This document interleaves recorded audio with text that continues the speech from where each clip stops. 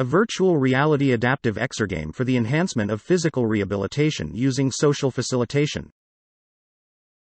Modern classical kinesiotherapy requires repetitive and energetic movements that can become mentally exhausting for the patient and can lose their effectiveness when the procedure becomes tedious.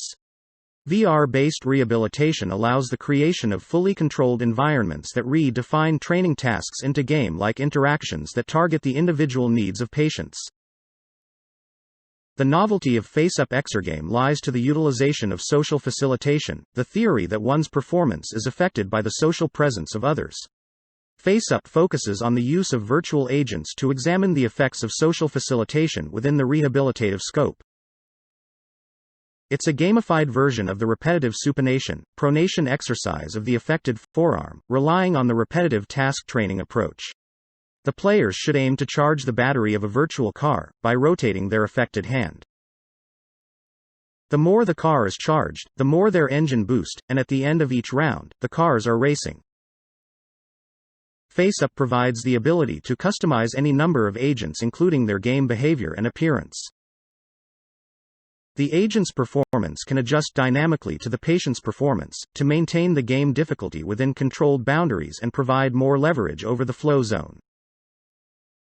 The collected patient's performance and motion data in each rehabilitation session are available to the patient and the health professional. Here you can see a list of the equipment that was used as well as the software. FaceUp uses a motion sensor to capture accurately the movement and rotation of the wrist. By virtual reality headset, the player will be immersed in the virtual environment.